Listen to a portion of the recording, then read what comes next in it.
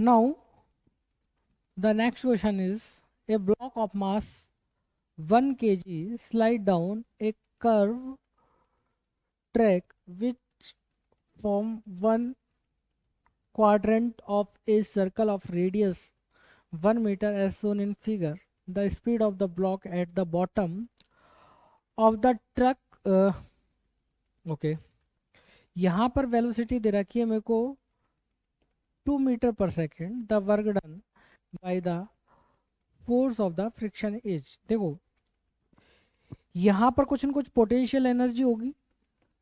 Potential energy कितनी होगी? M G H के इक्वल. एम मेरे को 1 दे रखा है. एम कितना दे रखा है? 1. 10. और एच कितना दे रखा है मेरे को? यहाँ पर एच दे रखा है 1. तो 10. This whole potential energy convert into the, यहाँ पर काइनेटिक एनर्जी कितनी होनी चाहिए इसके हिसाब से? हाफ एम वी स्क्वायर के इक्वल. हाफ एम कितना आएगा मेरे पास यहाँ पर? 1. वी स्क्वायर नहीं पता, जो कि 10 के इक्वल होना चाहिए. तो 20 वी स्क्वायर की वैल्यू, मतलब कि कुछ ना कुछ लॉस हुआ है, और ये लॉस ही हमारा काइनेटिक एनर्जी में कन्वर्ट हुआ है. तो ये लॉस निकाल लेता हूँ. ये लॉस ही हमारा वर्क डन के इक्वल होगा. ठीक है. तो यहाँ पर यदि आप देखोगे, यहाँ पर काइनेटिक एनर्जी इतनी होनी चाहिए. कितनी होनी चाहिए? Half m1 v square 20. लेकिन है कितनी kinetic energy? This one, half 2 का square. That should be the loss. मैंने क्या लिखा है? ये loss in the kinetic energy. ये क्या है मेरे पास? Loss in kinetic energy. That should be the work done. That should be the equal to the work done by friction. और नेगेटिव इसलिए ले रहा हूं क्योंकि ये पीछे की साइड लग रहा है ना, तो नेगेटिव में आएगा आंसर. ये बात का ख्याल रखना है यहाँ पर. तो लॉस हमारा क्या होगा यहाँ पर? यदि आप देखोगे तो क्या होने वाला है, इसको कैलकुलेट कर लेते हैं हम.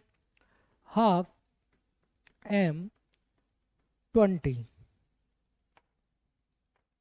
ठीक है, minus half m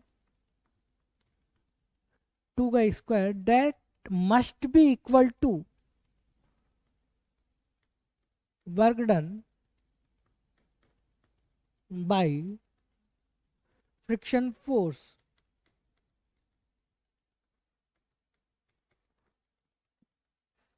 okay. Now calculate. 10 2 10 minus 2, that must be equal to the work done by friction force 8. लेकिन मैं यहाँ पर नेगेटिव साइन भी लगाऊंगा, because of friction act opposite side of the body.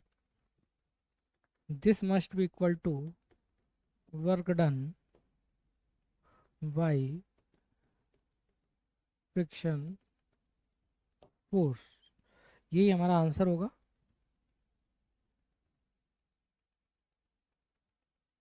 Okay.